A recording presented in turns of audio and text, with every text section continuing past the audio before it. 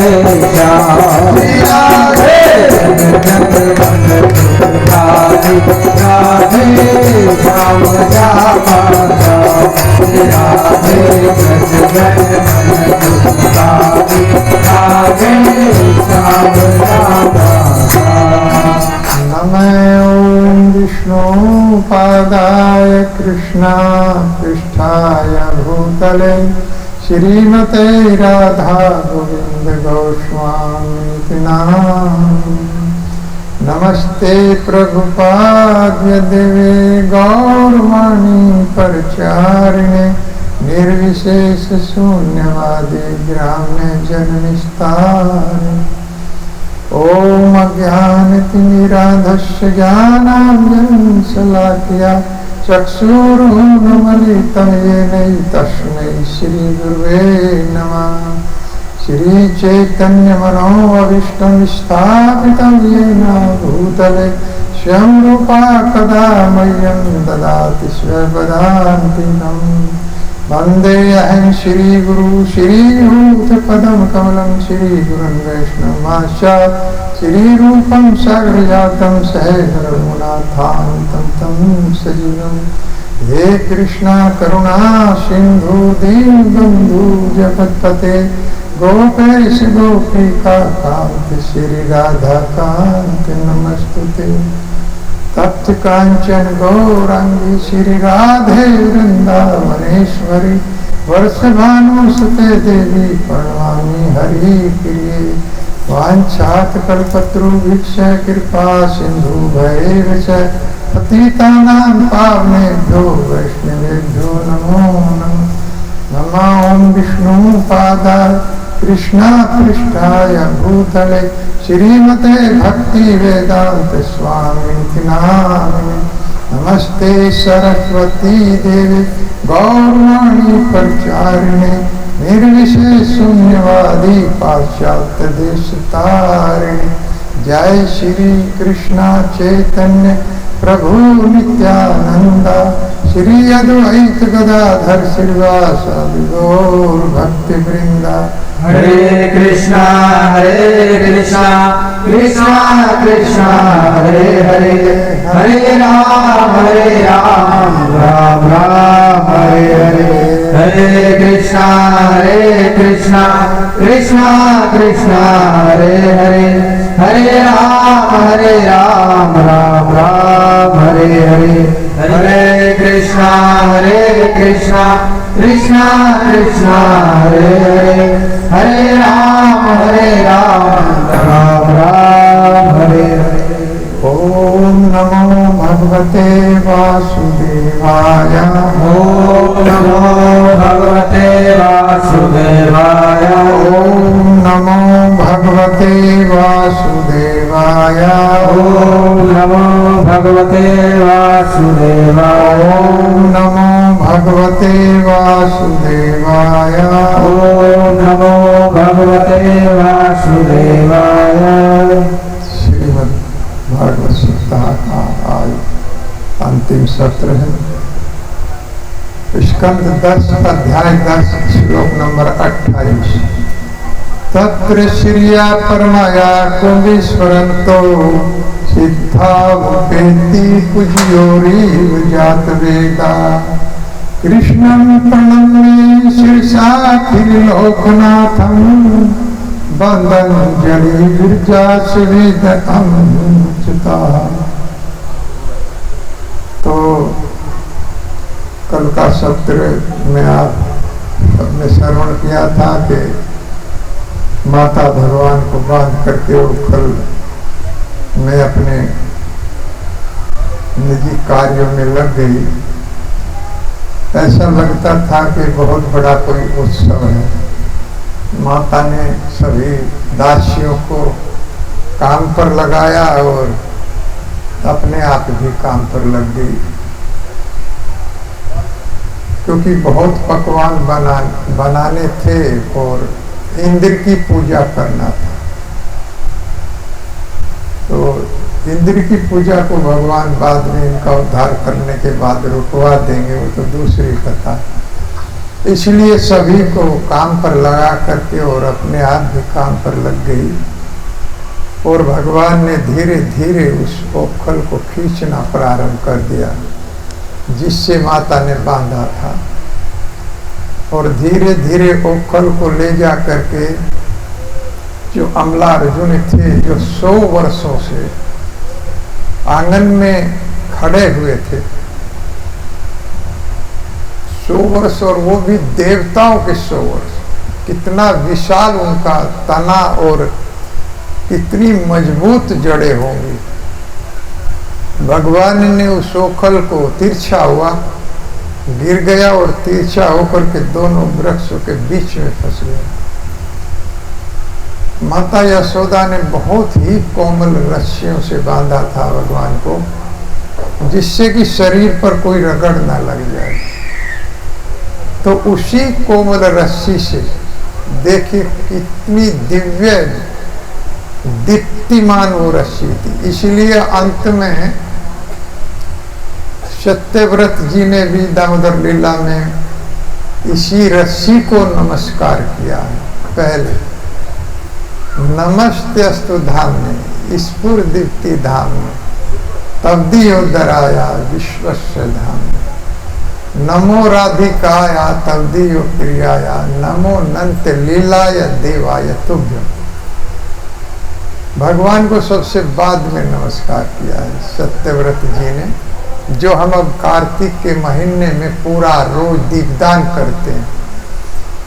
उसका लास्ट श्लोक है कि नमस्ते अस्तु धामने स्फुर दीप्ति धामने, मैं नमस्कार करता हूँ उस दिव्य रस्सी को जिससे भगवान का उदर बांधा गया था, उस दीप्तिमान रस्सी में।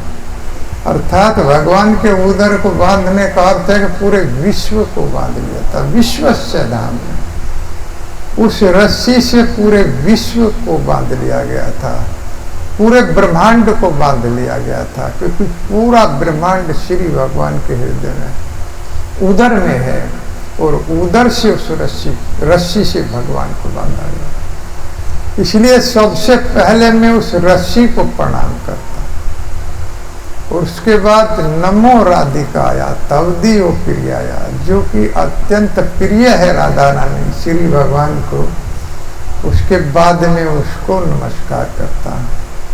और नमो अनंत लीलाया देवाय तुभ्यम, और सबसे बाद में अनंत लीला करने वाले उन श्री भगवान को मैं नमस्कार करता हूँ। इस तरह से नमस्कार करना, तो वो रस्सी कितनी दिव्य है जिसको सबसे पहले प्रणाम किया गया, भगवान से भी पहले प्रणाम किया गया।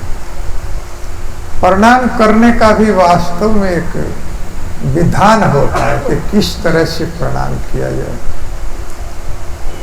हमारा क्या भगवान के साथ संबंध है, तो जैसे कुंती महारानी का संबंध था, और कुंती महारानी ने किस तरह से नमस्कार किया, नमो पंकज नाभाया नमो पंकज मालिनी नमो पंकज नेत्राय नमस्ते पंकजाग्रय। नाभि से नमस्कार किया, चरणों से नमस्कार नहीं किया, सबसे बाद में किया कि हो सकता है भगवान प्रणाम करने ही ना दे कि बुआ क्या कर रही है, आपका प्रणाम करने का अधिकार नहीं बनता। लेकिन वो जानती थी, इसलिए शुरू में स्तुति करने से पहले ही नमस्य पुरुषम त्वाद मीश्वरम परकर्ते परम ए लक्षण सर्वभूतानाम अंतर बहिर्वस्थितम, ये कह के प्रणाम कर लिया था। स्तुति करने से पहले मैं उस परम ईश्वर भगवान को नमस्कार करती हूँ, जिस इस जगत की उत्पत्ति करने के बाद भी इस जगत से परे, जो सबका लक्ष्य है लेकिन अलक्ष्य बने हुए हैं, और सब जीवों के अंदर भी और बाहर भी वही स्थित है।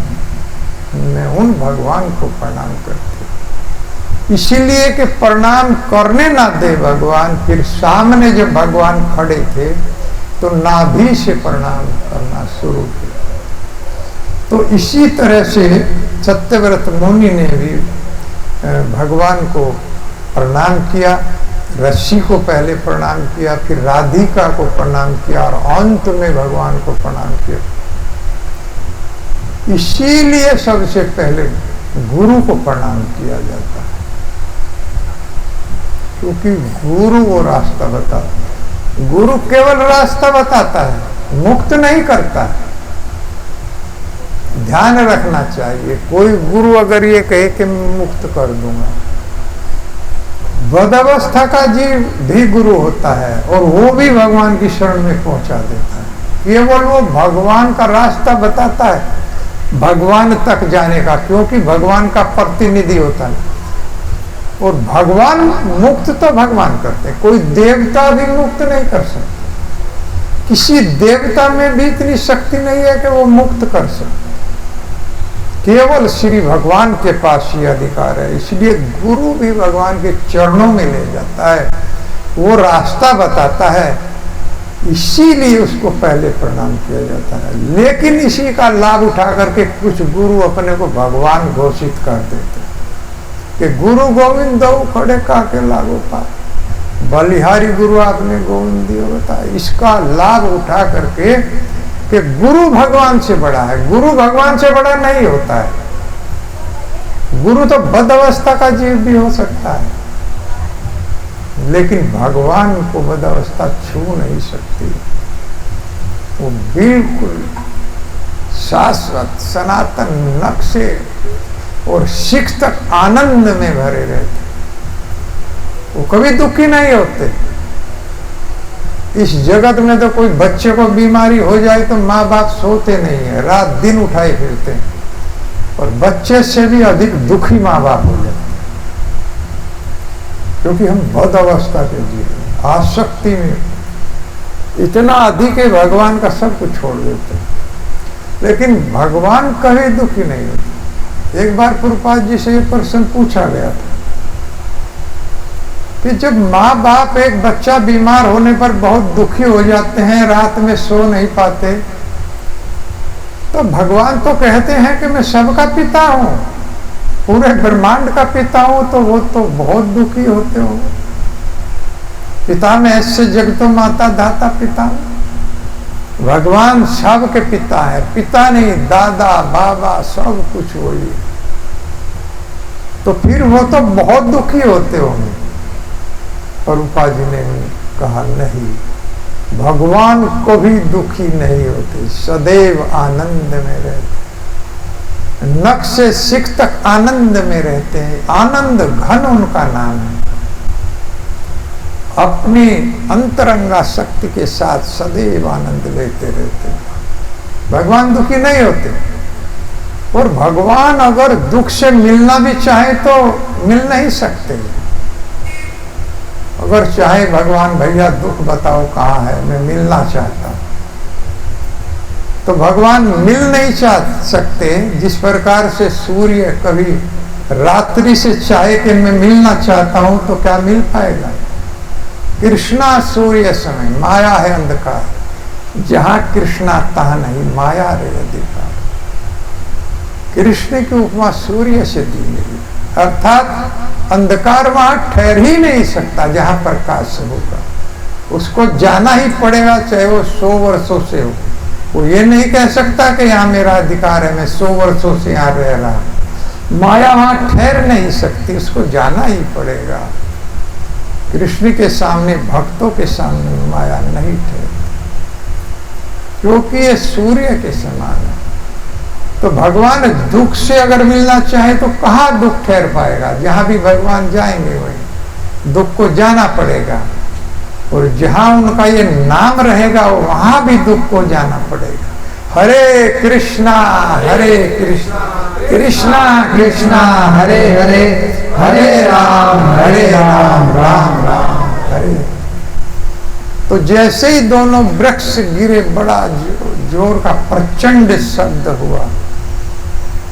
दोनों वृक्ष को भगवान ने, और कोई अधिक बल नहीं लगाया है, बहुत थोड़ा बल लगाया, क्योंकि ईश्वर का बल एक ऐश्वर्य है, उनसे अधिक बलवान कोई है ही नहीं। इस पूरे ब्रह्मांड में भगवान कृष्ण से बलवान कोई नहीं। उनका बल एक ऐश्वर्य, बल बलवताम चाहम कामराज विवर्जितम। बलवानों का बल, बुद्धिमानों की बुद्धि और कामियों का काम भी मैं ही सब कुछ हूं, मैं बल हूं सबका। जितने भी इस जगत में ब्रह्मांड में जीव हैं, सबके अंदर जो बल है वो भगवान का बल है। और जो कोई उसका दुरुपयोग करता है तो उसको ले लिया जाता है। जिस प्रकार से हिरण्यकशिपु का बल ले लिया गया, प्रहलाद महाराज को दुखी प्रहलाद, क्रोधस्य यस्य कंपते,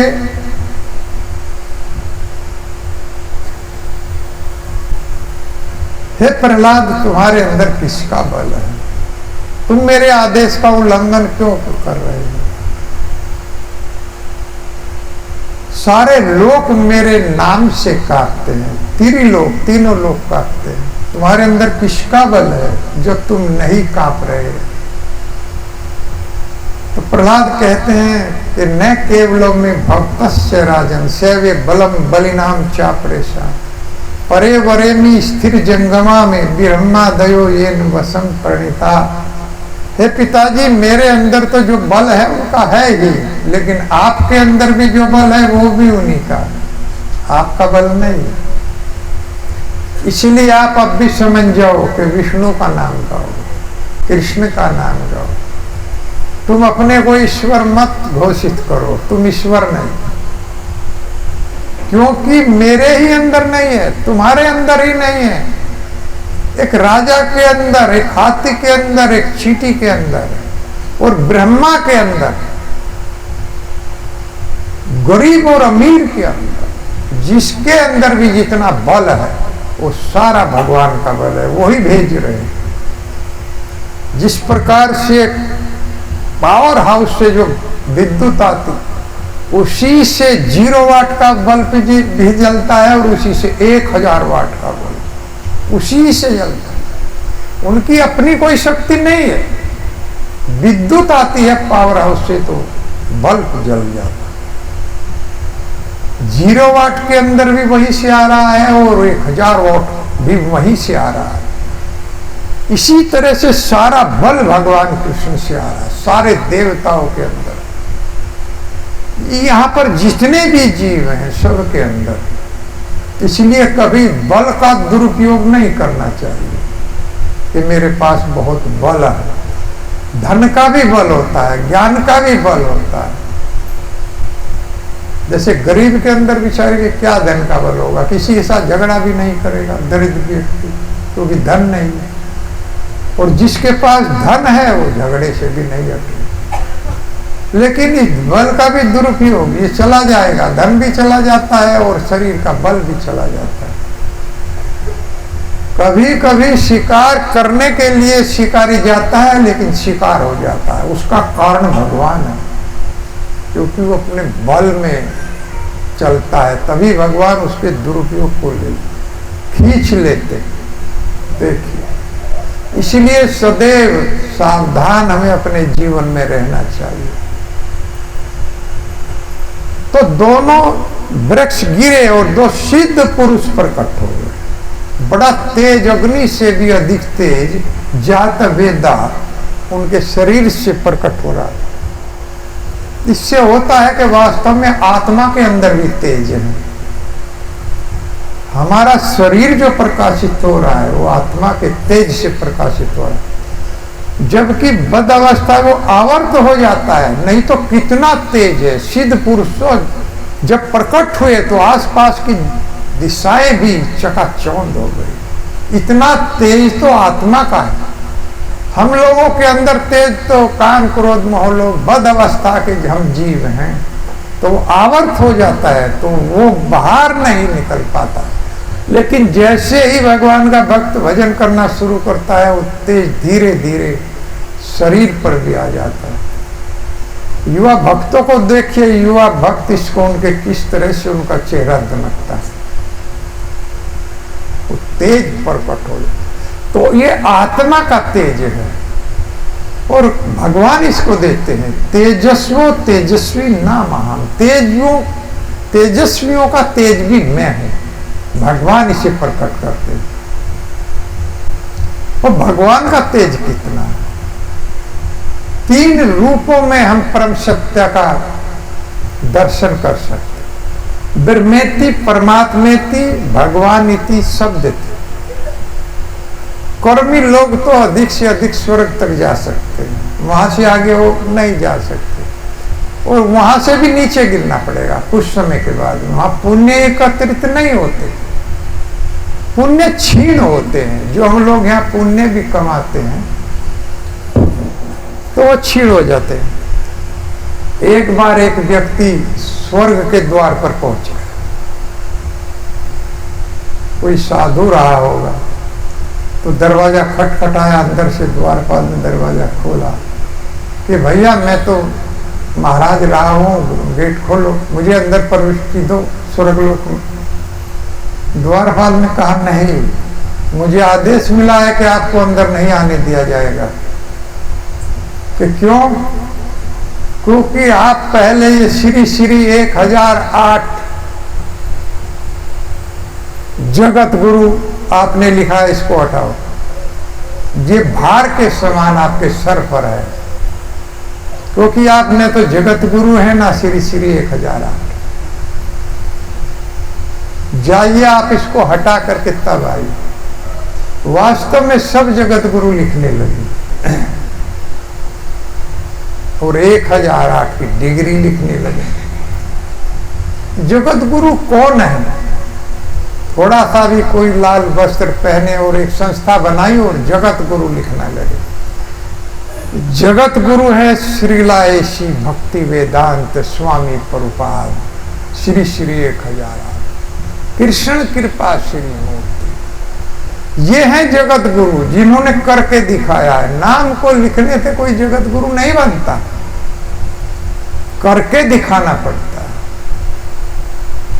ऐसी भक्ति वेदांत स्वामी प्रभुपाद जी जगत गुरु है। पूरे जगत में कोई मुस्लिम देश भी नहीं बचा जहां इस्कॉन का टेम्पल न हो। 11 साल में 108 भव्य टेम्पल मंदिर हरे कृष्णा हरे राम के इस्कॉन के मुस्लिम देशों में भी है, पाकिस्तान में भी है, बांग्लादेश में भी है, तुर्की जैसे देश में है, मुसलमानों के सऊदी अरब में।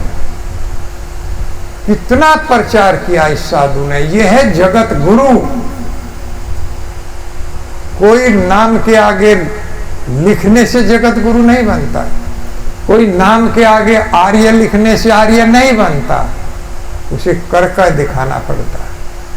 एक बार एक आर्य जी हमारे घर पर आ गए, बड़ा लेक्चर दे रहे थे हमारे पिताजी को। मैं भी होऊंगा 30-35 साल का, बहुत दिनों की बात। अब मैंने देखा वही दरवाजे के पीछे छिप करके बीड़ी पी रहे थे, खूब धड़ाल्ले से। मैंने पूछा आप ये क्या कर रहे हैं? वहां तो आप हुक्का नहीं पी रहे थे। उसने कहा जरा लैट्रिन जाने से पहले पीना पड़ता है। ये है, देखिए लोगों को उपदेश करते हैं, पहले आचरण करना पड़ता है। भगवान के भक्त आचरण करके दिखाते हैं। शिला प्रभुपाद जी ने आचरण करके दिखाया, इसलिए वो जगत गुरु लिखने के पात्र है। कोई जगत गुरु नहीं है इस जगत में, और ना आगे भूतो न भविष्यति। कलयुग के तो अभी 5-6 हजार वर्ष गए हैं, 4,32,000 करोड़ वर्षों का, 4,32,000। कितने वर्ष बाकी हैं? भूतो न भविष्यति। आगे कोई भी ऐसा जगत गुरु नहीं होगा, और ना अब तक हुआ। तो कहा कि इस पदवी को छोड़ करके आओ, उतार करके आओ, जब अंदर प्रवेश मिलेगा। बहुत बड़ा भार आपके सर पर है। आप जगत गुरु लिखने के अधिकारी नहीं है। ये लोग जो जगत गुरु लिखते हैं ये सब दंडित किए जाएंगे। वो दोबारा गया तो उसे बताया था कि क्या विधि है, तो आकर के उसने किसी साधु का संग हो गया और हरे कृष्ण महामंत्र जपने लगा और अपने अहंकार को दूर कर दिया। जैसे ही वो जप करेगा, कीर्तन करेगा तो दूर हो जाएगा। उसके बाद में फिर दोबारा स्वर्ग के द्वार पर गया तो अंदर से द्वारपाल आया, उसने कहा अब मैंने सब पदवी हटा दिया, अब मैं भगवान के नाम का जप करता हूं, अब तो मुझे अंदर प्रवेश दो। तो द्वारपाल कहने लगे नहीं, अब भी तुम्हें स्वर्ग में प्रवेश नहीं मिलेगा। कि क्यों? क्योंकि अब तुम वैकुंठ के अधिकारी हो, अब तुमने हरि नाम का जप किया, अब तुम्हें वैकुंठ में प्रवेश मिलेगा। तो ऐसे देखिए कि किस तरह से मतलब जो है भगवान की कितनी बड़ी महिमा है कि फिर वैकुंठ का वो अधिकारी हो जाता है। और इतना भगवान का ये तेज है, ब्रह्मेति, ये कर्मी लोग स्वर्ग तक जाते हैं, वहां से गिर जाते हैं, लेकिन ज्ञानी लोग ब्रह्म ज्योति तक पहुंच जाते हैं। भगवान के शरीर से जो निकलने वाला प्रकाश है उसको ब्रह्म ज्योति कहते हैं। भगवान जब चोरी करते थे माखन की, तो गोपियां अंधेरे में रख करके माखन जाती थी जिससे वो देख ना सके, लेकिन उसके तो शरीर से ही प्रकाश जब चाहे जब निकाल दे, तो शरीर से प्रकाश निकाल देते तो सारा घर दिव्य चकाचौंध हो जाता। भगवान के शरीर से निकलने वाला प्रकाश है ब्रह्म ज्योति। तो यहां तक ज्ञानी लोग पहुंच पाते हैं। तो इसी से प्रकाशित होता है भगवान का धाम। वहां पर कोई विद्युत नहीं है, न तद भाष्यते सूर्यो न शशांको न पावका यदगत्वा न निवर्तनते तद्धाम परमं मम भगवती। भगवान कहते हैं कि मेरा धाम न तो सूर्य से प्रकाशित होता है, ना चंद्रमा से, और ना जो है अग्नि से प्रकाशित होता है। मेरा जो लोक है वो स्वयं प्रकाशित है, अर्थात भगवान के शरीर से प्रकाशित होता है। इस ब्रह्म ज्योति से प्रकाशित होता है भगवान का धाम। और हम लोग तो देखे हैं लाइट, पहले तो हमारे टाइम में तो मोमबत्ती या डब्बी जलाई जाती थी, मिट्टी के तेल की एक डब्बी, पूरे घर में धुआं हो जाता था। जिस कमरे में वो जलाई जाती थी उसी से पढ़ते थे। फिर लालटेन आ गया तो बहुत प्रसन्न हुए, अरे अब तो धुआं नहीं लगेगा। और फिर लैंप आ गया तो और अधिक प्रसन्न। और अब विद्युत आ गई है, सब पूरा जगमग रहता है, लाइट भी चली जाए, लेकिन ये कुछ प्रकाश नहीं है। सूर्य का भी कुछ प्रकाश नहीं है। करोड़ों सूर्य इकट्ठे होकर भी भगवान की इस ब्रह्म ज्योति का सामना नहीं कर सकते। और चंद्रमा निताई पद कमल कोटि चंद्र सुशीतल ये छाया जगत छुड़ाए। भगवान के नाखून की मणि से निकलने वाला जो प्रकाश है इतना शीतल है। चंद्रमा शीतलता देता है ना, सूर्य के ताप से हमें चंद्रमा शाम को छुटकारा दिलाता है, शीतलता देता है। लेकिन करोड़ों चंद्रमा भी उस भगवान के नाखून की मणि से थोड़ा सा जो प्रकाश निकलता है उसके सामने नहीं ठहर सकते। निताई पद कमल कोटि चंद्र सुशीतल ये छाया जगत छोड़ा। कितना बड़ा महान। और हम तो कुछ भी नहीं बता सकते आप लोगों को कि भगवान की कितनी वास्तव में महिमा है, क्योंकि हम जानते ही नहीं हैं। लेकिन जितना भी हम बता रहे हैं ये वास्तव में इतना सुनकर भी आप भगवान को मान जाएं, भगवान के भक्त बन जाएं, तो बहुत बड़ी बात है, बहुत बड़ी बात है। तो इस ज्योति तक ज्ञानी पहुंच जाते हैं, ज्ञानी। उसके बाद में ब्रह्मेति परमात्मेति सर्वव्यापी परमात्मा तक जी चला जाता है। कुछ लोग सर्वव्यापी परमात्मा तक चले जाते हैं। तो सर्वव्यापी परमात्मा में विलीन हो जाते और ब्रह्म ज्योति से भी जीव नीचे आ जाता है, क्योंकि जिस प्रकार अग्नि से पतंगे निकलते हैं उसी तरह से जीव निकल कर आ जाता है। सर्वव्यापी परमात्मा में लोगों को मुक्ति प्रदान होती है, लेकिन विमुक्ति नहीं होती है, और ना कोई भगवान अपना पार्षद उसको बनाते। वो ऐसी मुक्ति उन लोगों को मिलती है जो निराकार रूप में परमात्मा का को मानते हैं, कि वो मुक्ति तो मिल जाती है, लेकिन यहां से चले कि इस जगत से मुक्ति मिल गई, लेकिन ऊपर नहीं जा सकते, बीच में ही लटक जाएंगे, ना ऊपर जाएंगे ना नीचे। तो भगवान का प्रेम नहीं किया है तो इसलिए ऊपर नहीं जा सकते, और मुक्ति पा लिया इसलिए नीचे नहीं जा सकते। तो ऐसे लोगों की मुक्ति से तो नरक अच्छा है। कुछ लोग कहते कि ऐसी मुक्ति से जो बीच में ही लटका दे उससे तो नरक अच्छा। नरक में जाने के बाद फिर दोबारा तो जीवन मिलेगा, फिर कभी तो मनुष्य योनि मिलेगी, कभी तो हरि नाम मिलेगा, कभी तो भगवान कृष्ण का सानिध्य प्राप्त होगा, लेकिन ऐसी मुक्ति से कोई लाभ नहीं। तो परमात्मेति और भगवानेति, लास्ट में हो गया भगवानेति, अर्थात भक्त भगवान तक पहुंच जाता है, फिर भगवान मिल जाते हैं। तो ये भक्त को मिलते हैं, भगवान भक्त को प्राप्त होते हैं। तो जैसे भगवत गीता में भगवान कहते हैं कि भक्त्या तव अनन्य शक्य अहमे विधोर्जुना ज्ञातुम द्रष्टुम च तत्वेन प्रवेष्टुम च परन्तप। एकमात्र भक्ति ऐसा साधन है जिससे तुम मेरे दर्शन कर सकते हो। वेदर न ज्ञाने न तपसा न दाने चेत, न पूजा से, न दान से, न ज्ञान से, न वेदाध्ययन से मेरा दर्शन नहीं होता है। मेरा दर्शन केवल भक्ति से होता है। भक्तिया तब अनन्य शक्य, देख सकते हो तुम अनन्य भक्ति से, और देख ही नहीं सकते, मेरे अंदर प्रविष्ट हो जाओगे और मैं तुम्हारे अंदर प्रविष्ट हो जाऊंगा।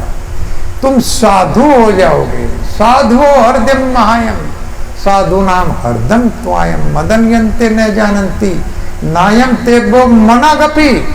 साधु मेरे हृदय में आ जाता है और मैं साधु के हृदय में चला जाता हूँ।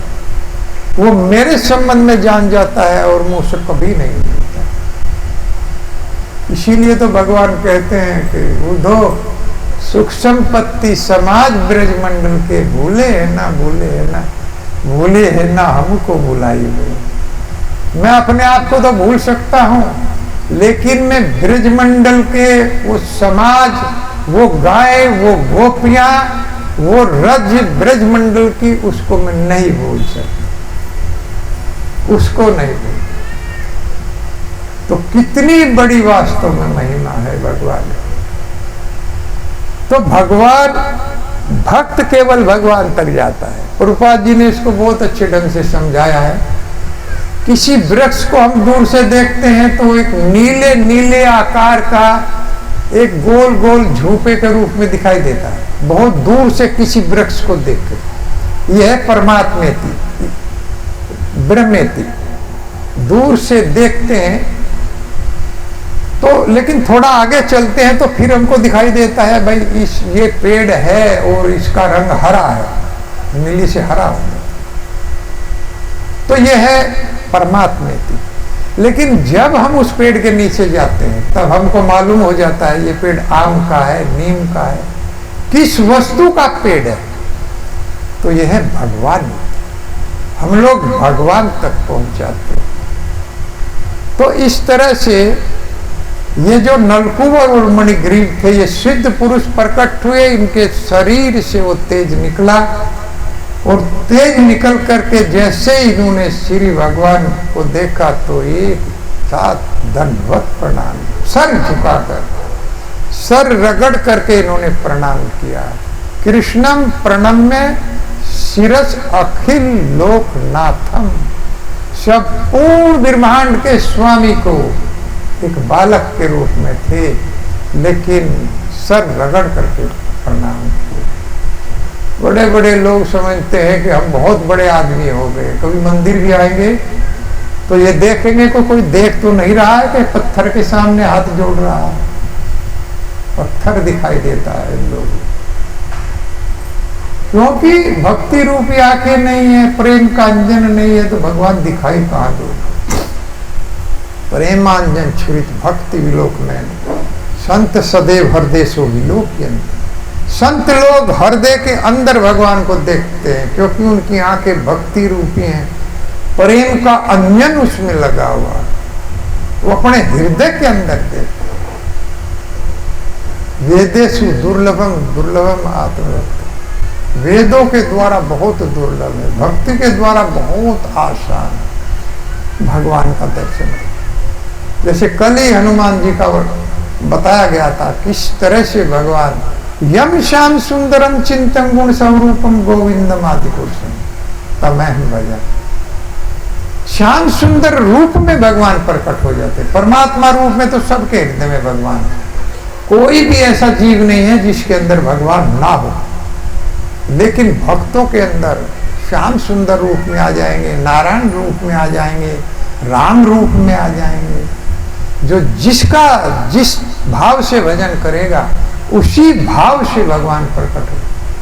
तुलसीदास जी वृंदावन चले गए तो कृष्ण का टेढ़ा शरीर देखा, प्रार्थना किया, हे प्रभु मैं तो वो राम रूप देखना चाहता हूं, तो तुरंत मुरली को छोड़ करके धनुष बाण ले लिया हाथ, तो राम का दर्शन हो गया। इस तरह से अनन्य भक्त बनने की आवश्यकता है। जब हम ऐसे भक्त बनेंगे, अनन्य भक्त, तो वास्तव में ये चीज तो नहीं मिलेगी। इसीलिए कुछ लोग डर जाते हैं कि अनन्य भक्त नहीं बनना चाहिए, क्योंकि जो भी वस्तु हानि करेगी उसको भगवान ले लेंगे। तिरी वर्गिका यास विदात मस्मत पतिर विद्यते पुरुष से शक्र। वक्त्रासुर अर्जुन के इंद्र के साथ युद्ध करते करते ये बात कहते, अरे मेरे भगवान थोड़े से भजन थे, धर्म अर्थ और काम, धन भी दे देंगे, धार्मिक अनुष्ठान भी आपको मिलेंगे, कामनाएं भी आपकी पूरी हो जाएंगी थोड़े से भजन से। लेकिन जब भक्त अनन्य बन जाता है तो इन सारी चीजों को वो छोड़ देता है। भगवान कहते हैं मैं अनन्य भक्त को ये चीज नहीं देता, जो दुर्लभ हो आत्म भक्तो अकिंचन गोचरो, जो अकिंचन गोचर हो गया, अकिंचन गोचर जो केवल मुझे ही देखता है, गोपिया अकिंचन गोचर, वक्त्रासुर अकिंचन गोचर, जो केवल कृष्ण को ही देखते और किसी को नहीं जानते। बस एक बार एक महाराज कथा सुना रहे थे कि वृंदावन में 12-13 किलोमीटर पर एक गांव था, वहां की एक स्त्री थी, वो नाम गायत्री था। सच्ची घटना वो बता रहे थे, बिल्कुल में सच्ची घटना ये बता रहे। तो बाके बिहारी की भक्त थी, उसके कोई संतान नहीं थी। बाके बिहारी से बहुत प्रेम करती थी। बाके बिहारी के दरबार में आई, प्रार्थना किया, तो 11 महीने बाद उसको एक लड़की हुई, नाम रख दिया उषा। और जब वो उषा जो है वो भी भक्त हो गई भगवान की, उषा माता भक्त थी, तो वो भी संस्कार मिले तो वो भी भक्त हो। अब उषा भी घर पे ही पूजा पाठ करती थी, तो एक बार बाके बिहारी से मिलने के लिए आई, तो वही भाव था मेरा बाई का, गाती हुई आ रही थी,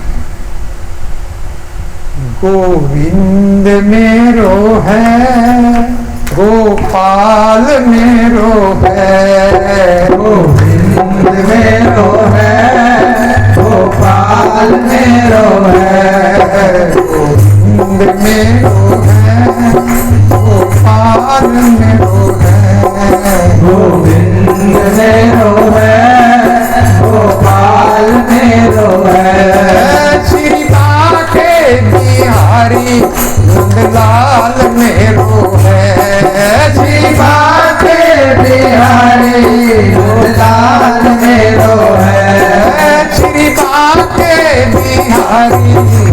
नंदलाल मेरो है। श्री बाके बिहारी नंदलाल मेरो है। गोविंद मेरो है, गोपाल मेरो है। गोविंद मेरो है, गोपाल मेरो है। गोविंद मेरो है, गोपाल मेरो है। गोविंद मेरो है, गोपाल मेरो है। श्री बाके बिहारी नंदलाल मेरो है। श्री बाके बिहारी नंदलाल मेरो है। श्री बाके बिहारी नंदलाल मेरो है। श्री बाके बिहारी नंदलाल मेरो है। गोविंद मेरो है, गोपाल मेरो है। गोविंद मेरो है, गोपाल मेरो है। गोविंद मेरो है, गोपाल मेरो है। गोविंद मेरो है, गोपाल मेरो है। श्री बाके बिहारी नंदलाल मेरो है। श्री बाके बिहारी नंदलाल मेरो है। गोविंद मेरो है, गोपाल मेरो है। गोविंद मेरो है, गोपाल मेरो है। गोविंद मेरो है, गोपाल मेरो है। गोविंद मेरो है, गोपाल मेरो है। श्री बाके बिहारी नंदलाल मेरो है। श्री बाके बिहारी नंदलाल मेरो है। श्री बाके बिहारी नंदलाल मेरो है। श्री बाके बिहारी नंदलाल मेरो है। गोविंद मेरो है, गोपाल मेरो है।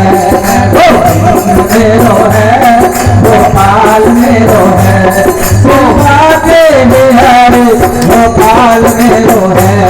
श्री बाके बिहारी नंदलाल मेरो है। श्री बाके बिहारी नंदलाल मेरो है। श्री बाके बिहारी नंदलाल मेरो है। गोविंद मेरो है, गोपाल मेरो है। गोविंद मेरो है, गोपाल मेरो है। गोविंद मेरो है, गोपाल मेरो है। गोविंद मेरो है, गोपाल मेरो है। ये गाते हुए रोती हुई और भगवान बाके बिहारी को भाई मानती थी अपना। तो आई, रक्षाबंधन का वो दिन था और पहुंची लेकर के बांधने के लिए आई। तो पुजारी ने अब बाके बिहारी का दरबार 2-2 मिनट में बंद होता रहता है, क्योंकि बाके बिहारी इतने दयालु है कि कई बार अपने भक्तों के पीछे पीछे चल देते। कोई घटना ऐसी है कि बाके बिहारी पीछे पीछे अपने भक्तों के चल देते हैं। तो इसलिए पर्दा जो है वो बंद होता रहता है कि कहीं बाके बिहारी इस बिगड़े को छोड़कर किसी भक्त के पीछे ना चले जाए। एक बार एक ऐसे भक्त चले जाते हैं मंदिर में, तो एक बार एक भक्त चला गया जो अंधा था और उछल उछल करके दर्शन कर रहा था। उछल के ऊपर को उछल के दर्शन कर रहा था, बहुत भीड़ थी। एक व्यक्ति ने कहा कि भाई आपको क्या दिखाई दे रहा है, क्यों उछल रहे हो? आप तो अंधे हो, आपको भगवान तो दिखाई देंगे नहीं। कि मैं भगवान को देख नहीं रहा हूं, मैं भगवान को दिखा रहा हूं।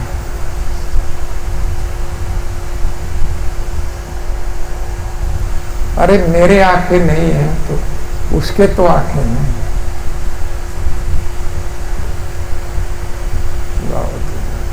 कृष्ण जिनका नाम है, गोकुल जिनका धाम है।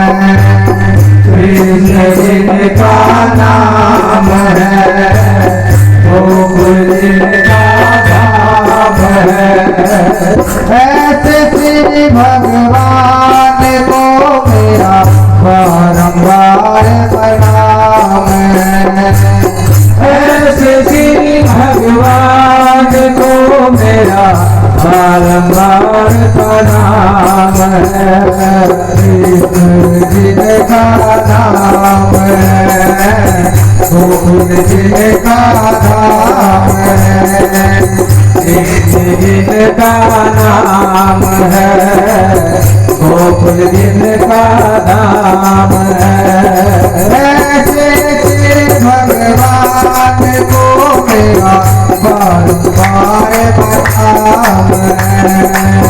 ऐसे श्री भगवान को मेरा बारंबार प्रणाम है। मेरा बारंबार प्रणाम है। मेरा बारंबार प्रणाम है। यशोदा जिनकी मैया है नंद जो बापैया है। यशोदा जिनकी मैया है नंद जो बापैया है। यशोदा जिनकी मैया है नंद जो बापैया है। यशोदा जिनकी मैया है नंद जो बापैया है। ऐसे श्री गोपाल को मेरा बारंबार प्रणाम है। ऐसे श्री गोपाल को मेरा बारंबार प्रणाम है। मेरा बारंबार प्रणाम है। मेरा बारंबार प्रणाम है। कृष्ण जिनका नाम है गोकुल जिनका धाम है। कृष्ण जिनका नाम है गोकुल जिनका धाम है। ऐसे श्री भगवान को मेरा बारंबार प्रणाम है। ऐसे श्री भगवान को मेरा बारंबार प्रणाम है। राधा जिनकी छाया है अद्भुत जिनकी माया है। राधा जिनकी छाया है अद्भुत जिनकी माया है। ऐसे श्री घनश्याम को मेरा बारंबार प्रणाम है। ऐसे श्री भगवान को मेरा बारंबार प्रणाम है। कृष्ण जिनका नाम है गोकुल जिनका धाम है। कृष्ण जिनका नाम है गोकुल जिनका धाम है। ऐसे श्री भगवान को मेरा बारंबार प्रणाम है। ऐसे श्री भगवान को मेरा बारंबार प्रणाम है। मेरा बारंबार प्रणाम है। मेरा बारंबार प्रणाम है। लूट लूट दधि माखन खायो वाल वाल संग धेनु चरायो। लूट लूट दधि माखन खायो वाल वाल संग धेनु चरायो। ऐसे लीला धाम को मेरा बारंबार प्रणाम है। ऐसे लीला धाम को मेरा बारंबार प्रणाम है। कृष्ण जिनका नाम है गोकुल जिनका धाम है। कृष्ण जिनका नाम है गोकुल जिनका धाम है। ऐसे श्री भगवान को मेरा बारंबार प्रणाम है। ऐसे श्री भगवान को मेरा बारंबार प्रणाम है। सुधा के लाज बचायो, ग्राम से गज को फंद छुड़ायो। सुधा की लाज बचायो, ग्राम से गज को फंद छुड़ायो। ऐसे कृपा धाम को मेरा बारंबार प्रणाम है। ऐसे कृपा धाम को मेरा बारंबार प्रणाम है।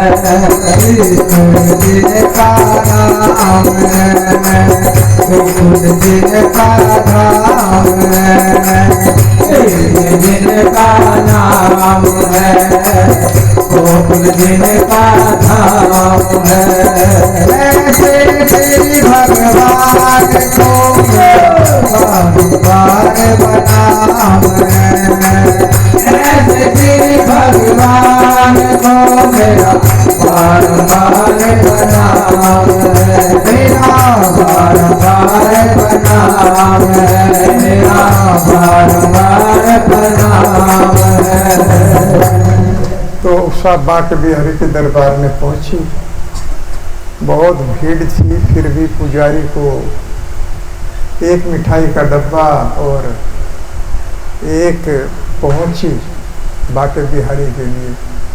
पुजारी से बोली, भैया मेरी भगवान के लिए पहुंची, अर्पण कर देना। तो पुजारी ने कुछ प्रसाद उसे दिया और पहुंची भगवान को अर्पण की।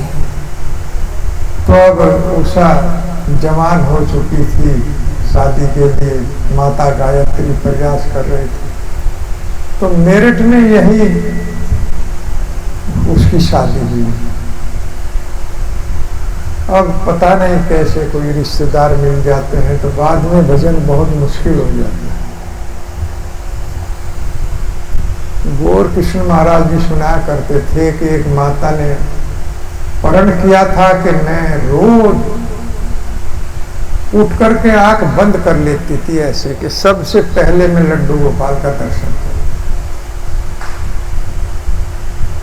घर में ऐसी जगह सोती थी, आंख बंद करके धीरे धीरे आकर के भगवान के पास आके आंख खोलती थी। फिर शादी हो गई तो घर वालों ने पाबंदी लगा दी, क्योंकि ससुराल में तो उन्हीं के हिसाब से रहना पड़ेगा। तो फिर महाराज जी को एक बार मिली तो महाराज जी ने पूछा, अब तो ससुराल में कैसे भगवान के दर्शन करती? कि महाराज जी मैं अब भी उठते ही भगवान का दर्शन करती हूँ, देखो मेरे लोग, इसमें भगवान का ये सुंदर रूप। अब भगवान को यहाँ डाल लिया और सुबह ही उठते ही उसका दर्शन करती। तो कुछ लोग तो ससुराल वाले पता नहीं कौन कैसे करे, माताओं को उन्हीं के हिसाब से रहना पड़ता है। तो उषा भी उसी हिसाब से रह रही थी। रक्षाबंधन पे अगला रक्षाबंधन आया तो जा नहीं पाई, बहुत प्रयास किया लेकिन ससुराल वालों ने भेजा नहीं, बाके बिहारी के दरबार में नहीं भेज जा पाए। तो मिठाई बनाई, भगवान के लिए प्रयास किया लेकिन सफल नहीं हुई। तो रक्षाबंधन वाले दिन ही एक बहुत सुंदर युवक उसके पास आया और आकर के कहने लगा, बहना मैं वृंदावन में रहता हूँ, आप भी वहीं रहती हो ब्रिज में? कि हाँ, तो मेरी एक बहन और है यार, मैं उसके पास आया था और मुझे मालूम हुआ था कि आप भी मतलब जो है यही रहती हो, तो मैं आपके पास भी चला गया। तो मैं पहुंची बंधवाने आया, तो वो तो तैयार रखी थी कि भैया तुम बैठो, मैं पहुंची लेके आती। पहुंची लेकर के आई, वो पहुंची बंधवाई और बांध करके वो खाने के लिए लेने गई कि भैया बैठो, मैं थोड़ा नाश्ते के लिए आपके लिए लाती। तो लेकर आई तो उस बच्चे का, बालक का जो 10-12 साल का था, कुछ पता नहीं, ये कहा गया। तो समझ गई कि बाके बिहारी ही उस रूप में आ गए। तो इस तरह से भगवान अपने भक्तों के साथ मिलते रहते हैं, आते रहते हैं, कुछ न कुछ भेष बदल के आते रहते हैं। माधवेंद्रपुरी जो हमारे आचार्य थे वो केवल दूध पीते थे, परिक्रमा करते थे तो आते थे, दूध का लोटा लेकर के और उनको दे करके चले जाते। मैं ही पास में गवाला, मेरी गाय चल रही है, मैं दूध लेके आया था, लेकिन महाराज आप पियो। और वो दूध पी के ऐसा शरीर हो गया चेतन माधवेंद्रपुरी का, तो वो फिर समझ गए कि ये तो साक्षात कन्हैया है। तो भगवान अपने अनन्य भक्तों से मिलते रहते हैं, वो दूर नहीं है, हम लोग दूर हैं। दूरे कथा कैसी, दूरे हरि कथा कैसे,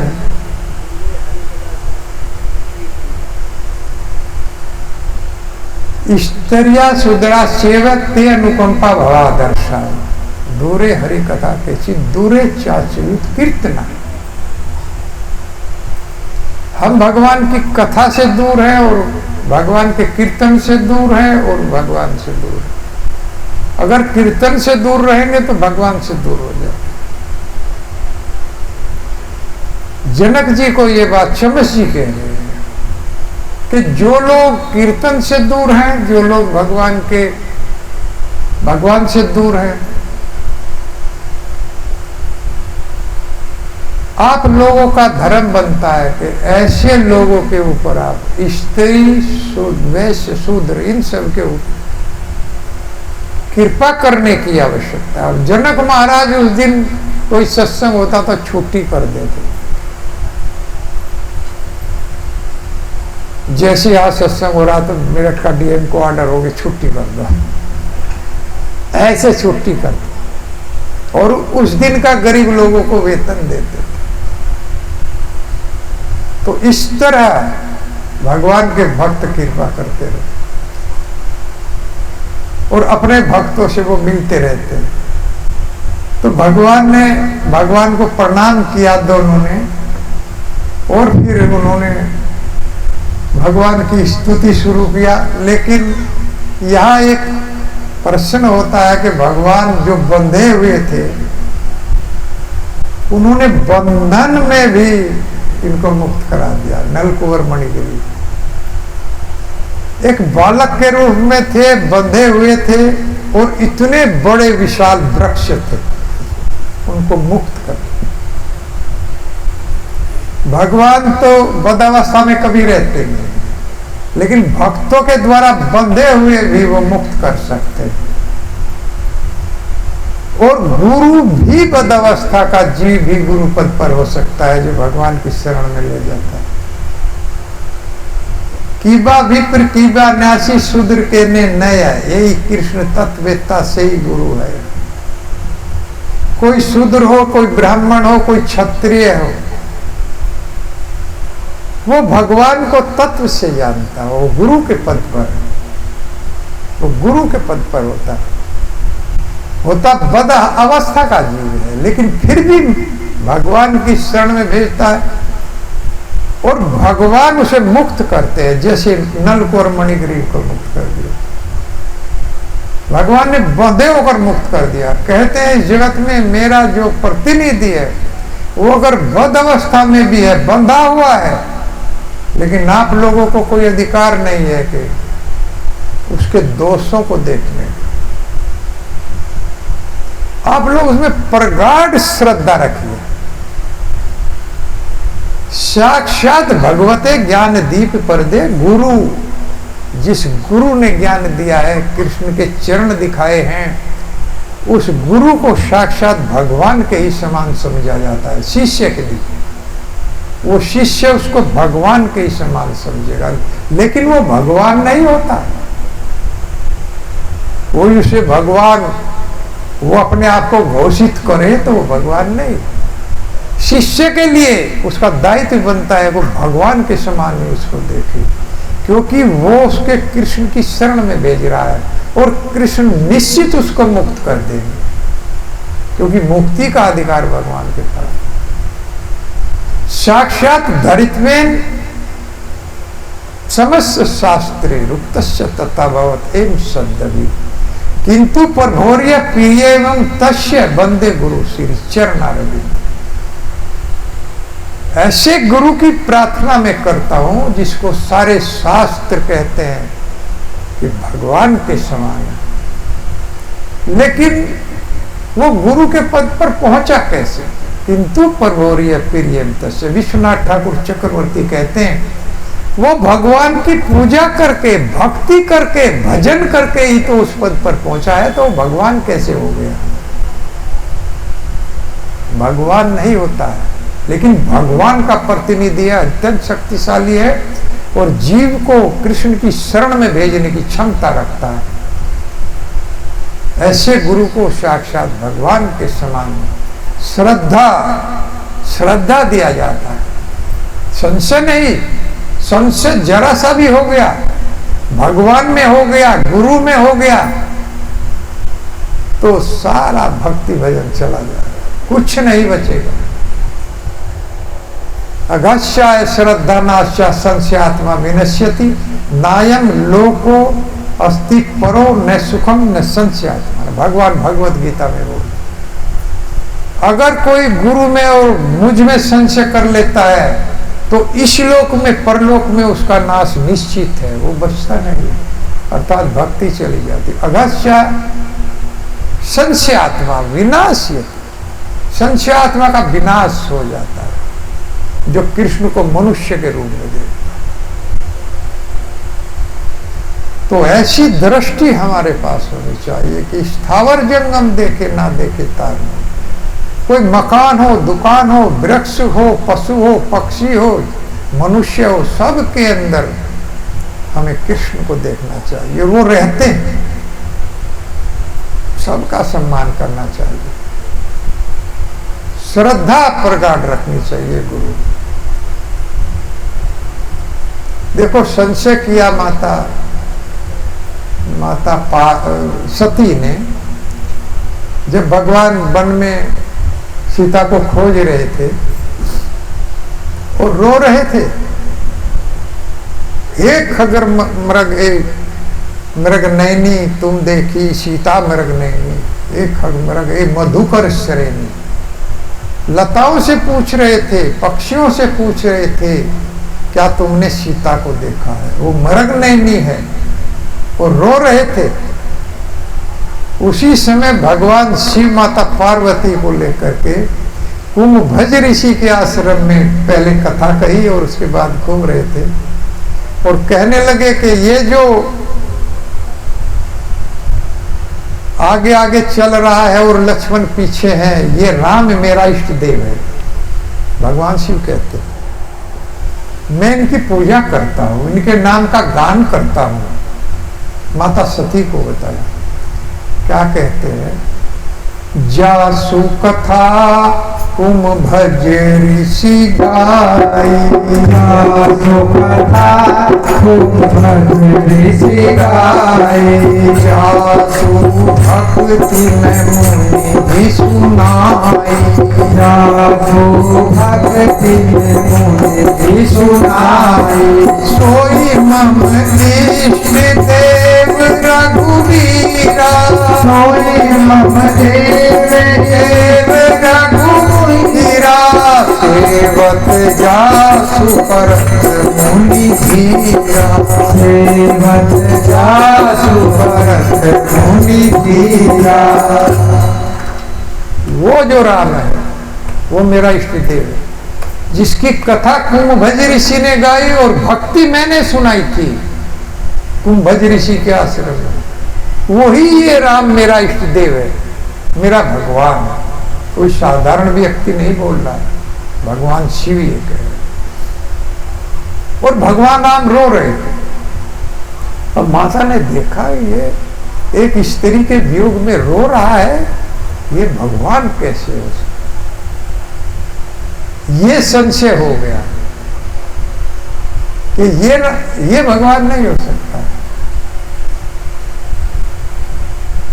इहा शंभुअस मन अनुमाना, इहा शंभुअस मन अनुमाना, दक्ष सुता नहीं कल्याणा, दक्ष सुता नहीं कल्याणा।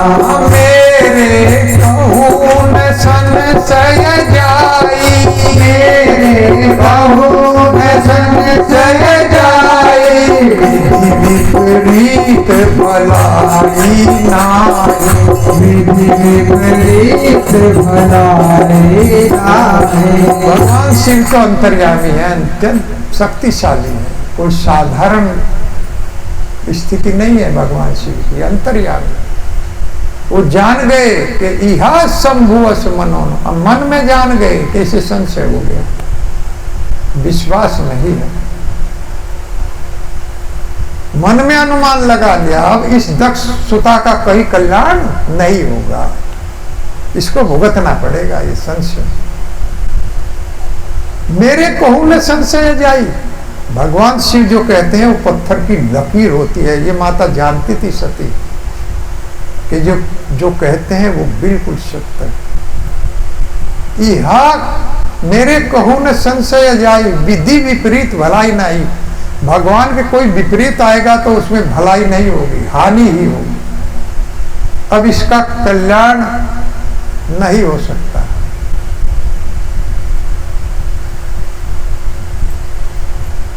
और कहने लगे कि परीक्षा ले लो, तुरंत कह दिया कि परीक्षा ले लो। हाँ परीक्षा लूंगी। होई ही सोई जो राम रचि राखा, होई सोई जो राम रचि राखा, ऊपरी तरक बढ़ावे शाखा, ऊपर तरफ बढ़ावे शाखा, बस कही लगे जपन हरि नामा, बस कही लगे जपन हरि नामा, रही सती जह प्रभु सुख धामा, रही सती जय प्रभु सुख धामा। भगवान शिव कहने लगे कि अब तो वही होगा जो राम ने रच दिया, अब मेरे तर्क वितर्क के क्या होना है, अब तो जो भगवान ने रच रखा है वही होगा। और ये कह करके वो तो अपनी माला थैली निकाल करके राम राम जपने लगे, और माता सती जो है वो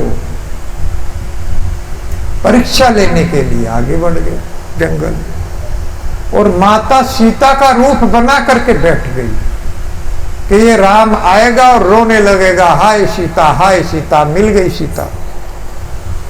बिल्कुल एजिटेड सीता माता का रूप बना करके माता सती बैठ गई, और भगवान आ रहे थे, और आते ही देख करके बोल दिए कि हे माता आपको प्रणाम। त्रिपुरारी कहा जो आप अकेले ही इस जंगल में घूम रही हो। अब ये सुनना था कि वो तो माता सती तो बहुत बुरी हालत हो गई,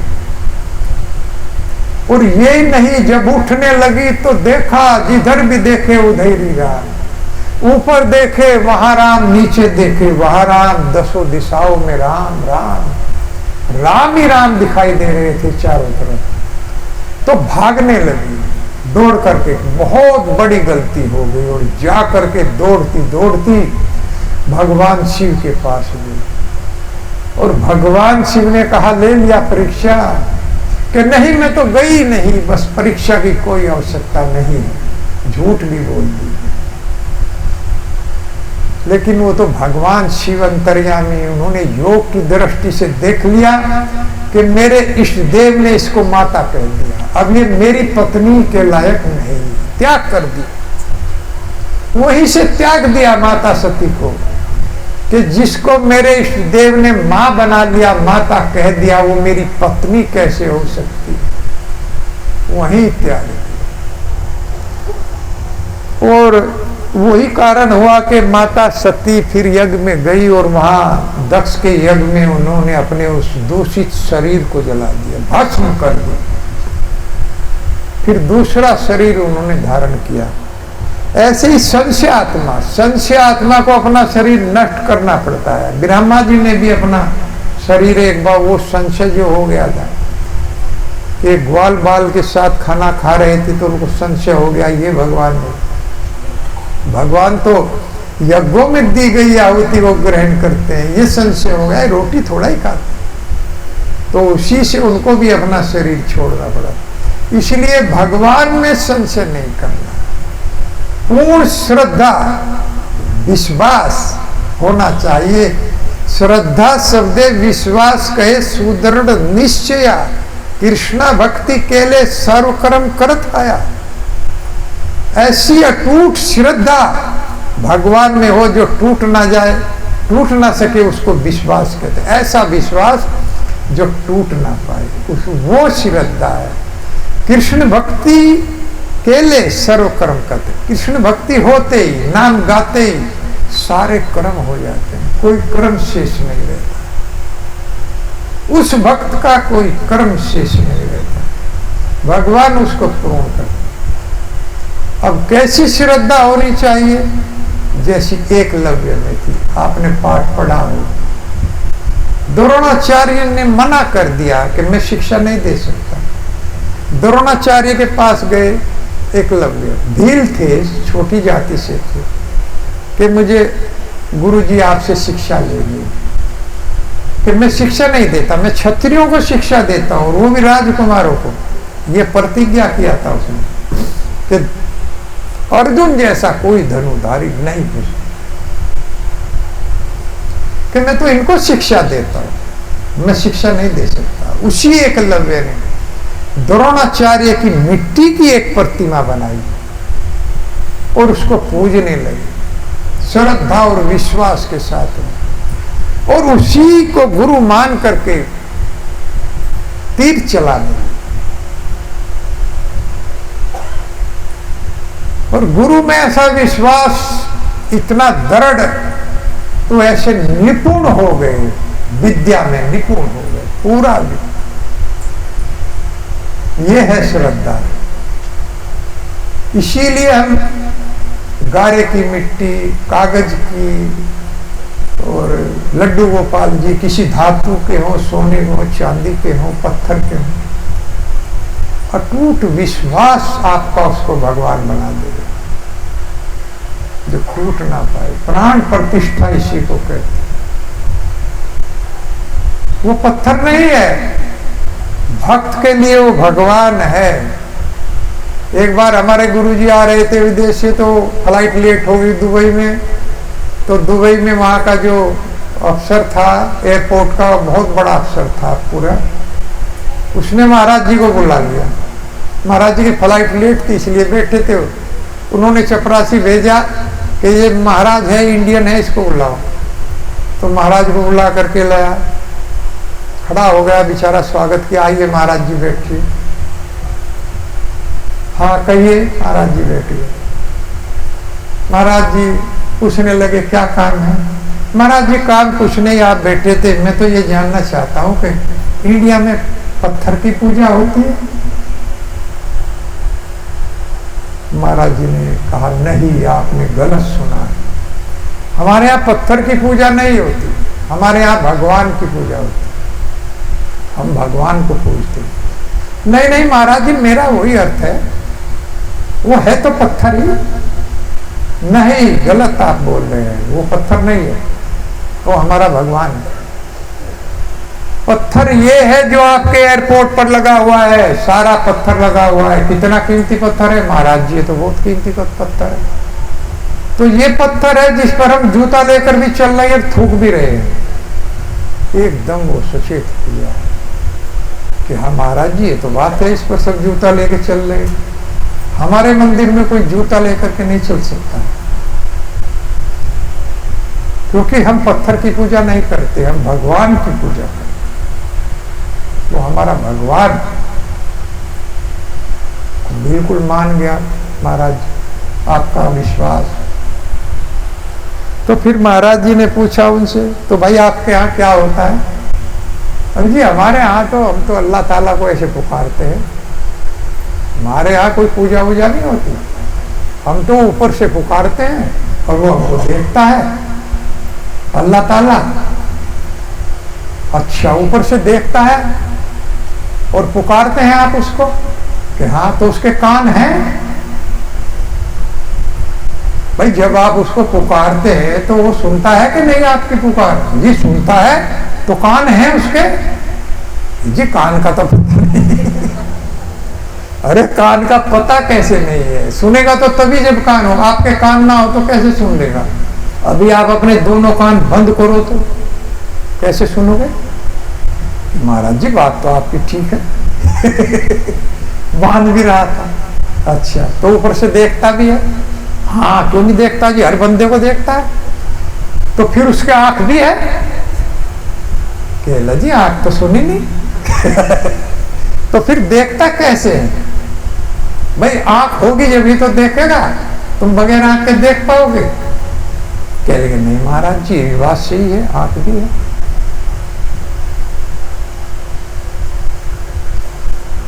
तो आंख भी है, कान भी है, वो सुनता भी है आपकी बात, ऊपर से देखता भी है। तो फिर वो तो बिल्कुल है जी हमारे आपके जैसा।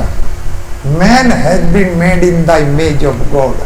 भगवान बिल्कुल मनुष्य जैसा है। उसको मानना पड़ा कि वास्तव में भगवान साकार रूप में रहते हैं। इस तरह से भगवान रहते हैं। क्या बता रहा था मैं इससे पहले? आध्यात्म जी में बोली भगवान के संबंध। चलो भगवान, श्रद्धा बता रहा था मैं, श्रद्धा और विश्वास। तो एकलव्य ने उसी श्रद्धा के द्वारा एक स्टेचू बना करके गारे का, और उसी से शिक्षा ले लिया और अर्जुन से भी बड़ा धनुधर बन गया। क्योंकि एक कुत्ता उसको भौंक रहा था, तो कुत्ते की आवाज से उसका डिस्टर्ब हो रहा था, ध्यान भटक रहा था। तो उसने कुत्ते के मुंह को बाणों से भर दिया एकलव्य ने। इतना निपुण हो गया, और एक भी बाण कहीं लगा नहीं, कहीं खून कतरा कुछ नहीं निकला, लेकिन पूरा मुंह भर दिया, जुबान बंद कर दी, इस कुत्ते का भौंकना बंद हो गया। और वो कुत्ता, द्रोणाचार्य उधर अर्जुन को शस्त्र विद्या दे रहे थे, वहां तक निकल गया। द्रोणाचार्य देख करके दंग रह गए। अरे इतना निपुण कौन धनुर्धर? कुत्ते का मुंह पूरा बाण से भर दिया और बोल नहीं रहा है, लेकिन जरा भी जख्म नहीं है। इतना चतुर धनुधारी, कुत्ते को लेकर के गए और वहीं पहुंचे। जाकर के कहा एकलव्य से, किससे विद्या सीखा है? कि महाराज ये मेरे गुरु हैं। वो स्वरूप जो स्टोच था वो द्रोणाचार्य का ही था, कि ये तो मैं हूं, तो बिल्कुल आपसे ही मैंने शिक्षा लिया। गुरु से अगर गुरु बनना भी ना चाहे और आपका इतना दृढ़ विश्वास है, तो उसको वो भी मुक्त करा दे। आप किसी गुरु के प्रति इतना आपका विश्वास, श्रद्धा है, और गुरु से आपका कोई मिलना नहीं है, लेकिन आपका उसमें विश्वास हो गया, तो वो भी आपसे गुरु को मिला दे। द्रोणाचार्य ने मना कर दिया था, उसके बाद भी विद्या सीख लिया, उसी का स्वरूप बनाकर। तो कहा कि गुरु दक्षिणा देनी पड़ेगी। जब मुझसे विद्या सीखी है तो गुरु दक्षिणा देनी पड़ेगी, कि महाराज जो भी कहोगे, कि दाएं हाथ का अंगूठा दे दो। अंगूठा तुरंत काट करके द्रोणाचार्य को दे, क्योंकि द्रोणाचार्य ने प्रतिज्ञा किया था कि अर्जुन से बड़ा धनुर्धर नहीं होगा। तो देखिए कैसे कैसे कितने श्रद्धावान विश्वासी, जिन्होंने गुरु में श्रद्धा बना ली, वो निश्चित पार हो जाएगा। जो गुरु के दोष नहीं देखेगा, गुरु में भी कोई दोष हो सकता है, लेकिन गुरु की क्षमता अलग होती है। हमारी क्षमता अलग होती। ये शिक्षा देते थे क्षत्रियों को, और दूसरा उदाहरण है कि परशुराम शिक्षा देते थे शूद्रों को। वो क्षत्रियों को शिक्षा नहीं देते थे। परशुराम ने 21 बार क्षत्रियों को धरा से साफ कर दिया था अपने परसे थे, फरसा हथियार, और वो शिक्षा देते थे शूद्र लोगों को। तो कर्ण जो है सूत पुत्र कहलाता था। कर्ण शिक्षा लेने के लिए गया परशुराम के पास में कि मैं सूत पुत्र हूं, और शिक्षा लेने लगा। शिक्षा में निपुण हो गया। परशुराम ने शिक्षा दिया कर्ण को, लेकिन एक दिन गुरु को नींद आ गई तो शिष्य की जांघ पर सर रख करके सो गई, कर्ण की जांघ के ऊपर।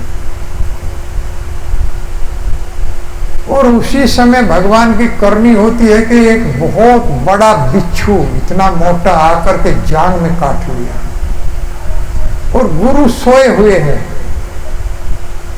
तो कर्ण अपने गुरु को डिस्टर्ब करना नहीं चाहता था, क्योंकि अगर डर जाए, पैर हिल जाए तो गुरु की नींद टूट जाएगी। गुरु में इतनी प्रगाढ़ श्रद्धा, खून बहने लगा, पूरी धार बंधने लगी। बिच्छू ने पकड़ रखा था पैर, जांघ में से काट रहा था, खून बह रहा था, लेकिन पैर को हिला नहीं रहे थे कर्ण।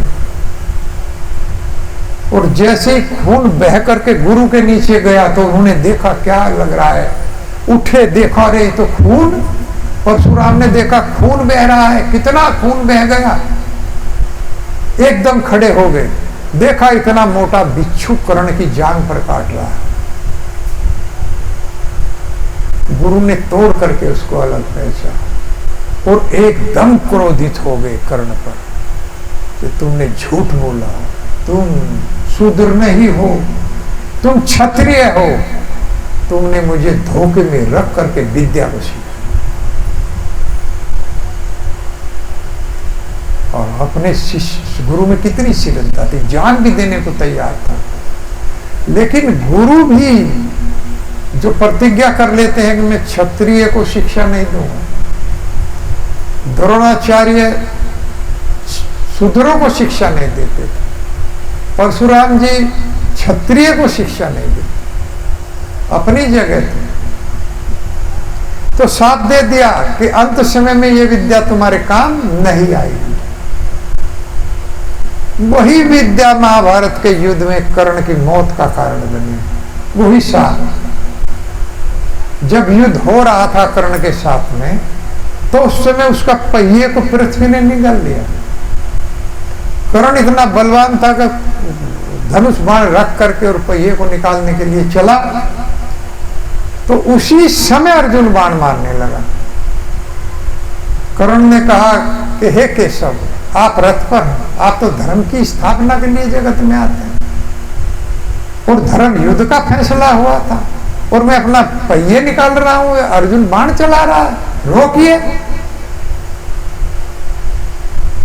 भगवान कहते हैं आज तुम्हें धर्म याद आ रहा है। जिस दिन अभिमन्यु का वध किया था 7 महारथियों ने मिलकर के, उस दिन क्या हुआ था, धर्म कहाँ गया था? जिस दिन तुमने द्रौपदी जैसी पतिव्रता और सती स्त्री को वेश्या कहा था सभा में, उस दिन धर्म कहाँ गया था? आज धर्म का लेक्चर, आज धर्म याद आ रहा है। सुन लो ठीक ठीक, आज मेरी इच्छा है कि तुम्हारा वध होगा, और जो मेरी इच्छा होती है वही धर्म बन जाता है। आज यही धर्म है कि तुम्हारा वध होगा। अर्जुन बाण चला, तो तुरंत अर्जुन ने बाण चलाए और धड़ से सिर अलग कर दिया। जिसके साथ भगवान हो, धर्मम तो साक्षात भगवत परिणीतम, भगवान जो भी कहेंगे वही नियम बन जाएगा। भगवत गीता जो कुछ भी भगवान बोले हैं वही नियम बना हुआ है। तो इस तरह से हम लोगों को भगवान में अटूट श्रद्धा, गुरु में अटूट श्रद्धा हम लोगों को रखनी है। बड़ी आसानी से ये भवसागर पार हो जाएगा। तो इस तरह से अब यहाँ से स्तुति शुरू होती है। कृष्ण कृष्ण महायोगीन त्वम आद पुरुष परा व्यक्त्या व्यक्तमिदम विश्वम रूपम ब्राह्मणा विद। बड़े बड़े ब्राह्मण जानते हैं इस बात को। हे कृष्ण, आप महायोगी हैं, आप आदि हैं, आदि पुरुष हैं और इस जगत से परे हैं। इंद्रियों के भी आप ईश्वर हैं। व्यक्त, ये जगत जो है आपके अव्यक्त रूप से व्यक्त हुआ है। अव्यक्तादिनी भूतानि व्यक्त मध्यानि भारत। सारे जीव आपसे व्यक्त हैं। मया तत्मिदम सर्वम जगत व्यक्त मूर्ति ना। ये सारा जगत आप में से निकला हुआ है, आपने इसकी रचना किया है। लेकिन जो भक्त लोग हैं वही इस बात को जानते, इसीलिए वो आपका भजन करते। ये स्तुति गा रहे हैं। और प्रकृति तवम महाप्रकृतिम सुक्षा रजे सत्वम तमोमयी तब में पुरुषो अध्यक्ष सर्व क्षेत्र विकार। आप ही इस प्रकृति के अध्यक्ष हैं। सूक्ष्म रज सत्व और तमो जो गुण हैं, ये जो प्रकृति इनकी, ये जो प्रकृति के गुण हैं, माया के गुण हैं, ये प्रकृति भी आपकी ही है। मया दक्षिण प्रकृति सूयते से चराचरम हेतु नानेन कौनते जगत दुई प्रवर्ते। भगवत गीता में भगवान कहते हैं कि मैं इस प्रकृति का अध्यक्ष हूं। कुछ लोग प्रकृति से आगे नहीं बढ़ते। जो भी पूछेंगे भगवान कृष्ण ने कहा, जी ये तो सब प्रकृति ने किया, ये सब प्रकृति ने किया। तो भगवान कहते हैं इस प्रकृति का मैं अध्यक्ष हूं, ये प्रकृति मेरी है, ये मेरे आदेश से कार्य करती है, मुझसे अप्रूवल लेती है, मुझसे ही संस्तुति लेकर के ये कार्य करती है। हेतुनान कौनते जगत दुई परिवर्तित। इस जगत में जो भी परिवर्तन प्रकृति करती है वो मेरी इजाजत से होता है। भगवान स्वामी है प्रकृति। प्रकृति क्या है? जैसे कोई करोड़ों रुपए की कार लेकिन ड्राइवर के बिना बेकार।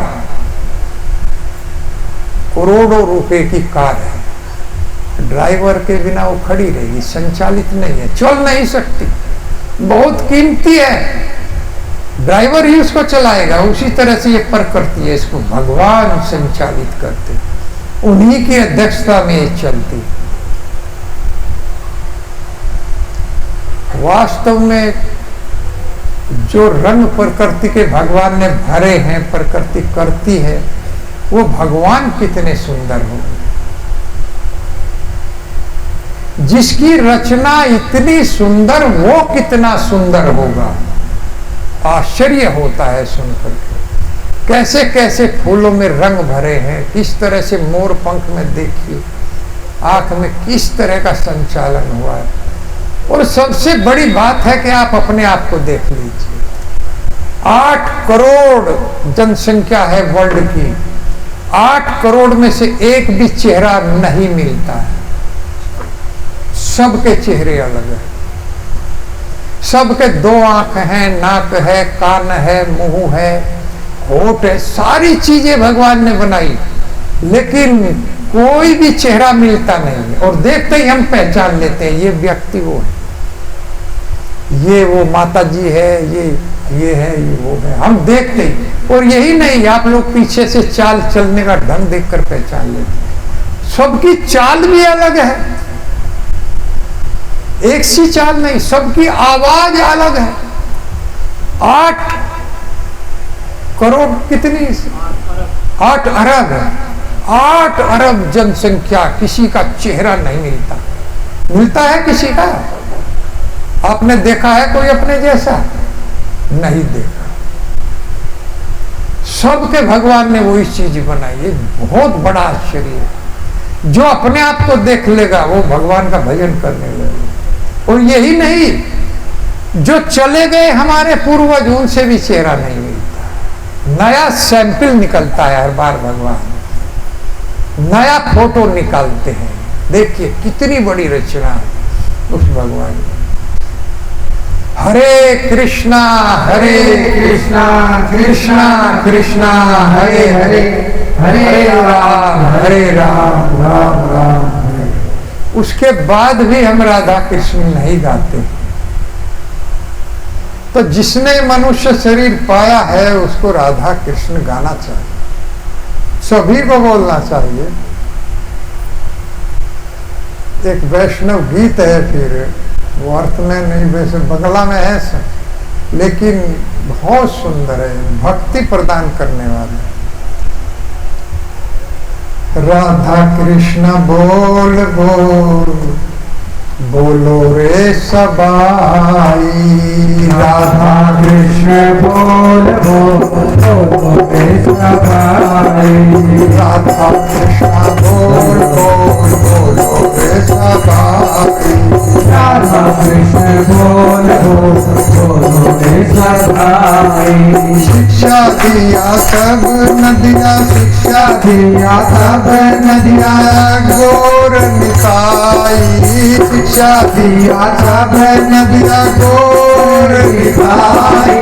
राधा कृष्ण बोल बोलो रे सबाई, राधा कृष्ण बोल बोलो रे सबाई, राधा कृष्ण बोल बोल बोलो रे सबाई, राधा कृष्ण बोल बोलो रे सबाई। शिक्षा दिया सब नदिया फिर छे नैचे, दिया सब नदिया फिर छे नैचे गोर निताई। राधा कृष्ण बोल बोलो रे सबाई, राधा कृष्ण बोल बोलो रे सबाई, राधा कृष्ण बोल बोल बोलो रे सबाई, राधा कृष्ण बोल बोलो रे सबाई। माया वैसे जात वैसे खाच, आपू दो भाई, माया बसे जात वैसे खाच, आपू दो भाई, माया वैसे खाच वैसे जाच, आपू दो भाई, माया बसे जात वैसे खाच, आपू दो भाई फिर छे नैचे गोर निताई, छे नैचे गोर निताई। राधा कृष्ण बोल बोलो रे सबाई, राधा कृष्ण बोल बोलो रे सबाई, राधा कृष्ण बोल बोलो रे सबाई। कृष्ण दास है विश्वास कर हार दुख नाई, कृष्ण दास है विश्वास करने हार दुख नाई। बल में जब कुल के हथे झटे आंख बली ताई, मन पे जब कुल के हम घर में आने वाले ताई फिर छे नैचे गोर निताई, फिर से नैचे गोर निताई। राधा कृष्ण बोल बोलो रे सबाई, राधा कृष्ण बोल बोलो रे सबाई, राधा कृष्ण बोल बोलो रे सबाई। शिक्षा दिया सब नदिया फिर छे नैचे, शिक्षा दिया सब नदिया फिर छे नैचे, शिक्षा दिया सब नदिया फिर छे नैचे, शिक्षा दिया सब नदिया फिर छे नैचे गोर निताई। राधा कृष्ण बोल बोल राधा कृष्ण बोल बोलो रे सबाई, राधा कृष्ण बोल बोलो रे सबाई। कृष्ण बल संग चल रही मात्र भिक्षा चाहिए, कृष्ण भज संग चल ऐ बात दिखाई, सकल विपद भक्ति विनोद बल रत्न ओना गाई, सकल विपद भक्ति लोग बने रत्न ओना गाई, सकल विपद भक्ति विनोद बल रत्न ओना गाई, सकल विपद भक्ति लोग बने रत्न ओना गाई। शिक्षा पंच छे नैचे गोर निताई, फिर से गोर निताई। राधा कृष्ण बोल राधा कृष्ण बोल बोलो राधा कृष्ण बोल बोल बोलो रे सगाई। शिक्षा दिया तब नदियाँ फिर थे ऐसे, शिक्षा दिया सब नदियाँ मेरे थे ऐसे, शिक्षा दिया सब नदियाँ फिर थे ऐसे, शिक्षा दिया सब नदियाँ मेरे थे ऐसे। गोर निताई राधा कृष्ण बोल बोल बोलो रे सखाई। राधा कृष्ण बोल बोल बोलो रे सखाई। राधा कृष्ण बोल बोल बोलो रे सखाई। निताई गौर हरि प्रेमानंदे हरे हरि बोल। हरे कृष्णा कृष्णा कृष्णा हरे हरे, हरे राम राम राम हरे हरे। तो राधा कृष्णा बोल बोल बोलो रे सगाई। सकल विपद भक्ति विनोद जी का लिखा हुआ यह गीत है ठाकुर जी का। तो सभी से निवेदन है कि राधा कृष्ण बोलो। इस मनुष्य योनि मिली है तो इसमें राधा कृष्ण बोलना चाहिए। ये शिक्षा दिया है गौरनिताई ने, शिक्षा दिया फिर से नेचे गौरनिताई नदिया में। शिक्षा दिया फिर से नेचे में, शिक्षा दिया सब नदिया फिर से नेचे गौरनित नदिया में। पश्चिम बंगाल में उनका पराकाष्ठ हुआ और उन्होंने सभी को वृंदावन आकर के सब जगह शिक्षा दिया है कि प्रचार किया है हरे कृष्ण महामंत्र का कि इसको बोलो, राधा कृष्ण बोलो। कृष्णदास माया वैसे जाच वैसे खाच हाबो डोबी भाई। अरे भाई तुम इस माया रूपी तरंगों में बहे जा रहे हो, बहुत अच्छा लग रहा है। बच्चों के साथ में रहना, पत्नी के साथ में रहना, बच्चों के साथ रहना, एसी में रहना बहुत अच्छा लग रहा है। लेकिन ये माया की तरंगे हैं, इनमें बहे जा रहे हो, इनमें बहे जा रहे हो। अरे राधा कृष्णा बोलो, ये शरीर फिर मिलने वाला नहीं। ये सब चीजें कुछ नहीं मिलेगी अगर राधा कृष्णा ना बोला। और राधा कृष्ण बोल दिया तो ऐसा मकान मिलेगा कि एसी की आवश्यकता नहीं। कल्पतरु जैसे वृक्ष चिंतामणि के मकान ब्रह्म संहिता में वर्णन निश्चित रूप से। तो राधा कृष्णा बोलो। कृष्णदास अविश्वास कर ले यार दुख नहीं। जब कृष्ण में विश्वास कर लोगे कि मैं इसका दास हूं, स्वामी नहीं हूं, कर लो और दुख नहीं, दुख चले जाएंगे। बलबे जब पुल के हवे झरबे आंख बलिताई। जब कृष्ण बोलते ही, जब कृष्ण बोलोगे आंख में झड़ने लगे आंसू, तब समझ लेना कि कृष्ण प्रेम आ गया। बलबे जब पुल के हवे, शरीर तो पुलकित होगा, आंखों से आंसू की झड़ी लगेगी। अरे अब तुम मनुष्य शरीर में हो, राधा कृष्ण को गालो। गौरनिताई इसका प्रचार कर रहे हैं और कह रहे हैं कि कृष्ण बल संग चल ऐ मात्र भिक्षा। मुझे कोई और भिक्षा की आवश्यकता नहीं है। मैं धन नहीं चाहता हूं, मैं अन्न नहीं चाहता हूं, मैं आपसे कुछ और नहीं मांगता हूं। बस मेरे पीछे कृष्ण बोलते हुए चलो, ये मैं चाहता।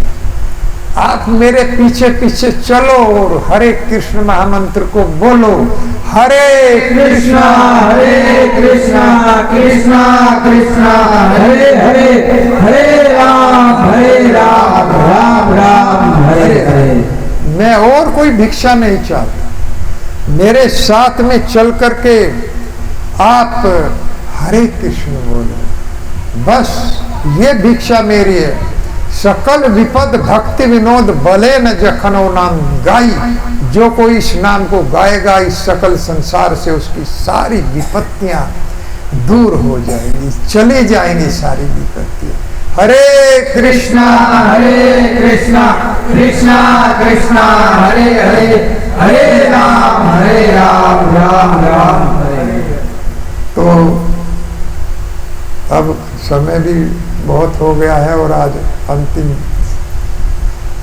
सत्र है, आज इसको हम यहीं विराम देते हैं। तो आज जो है, कल हम लोग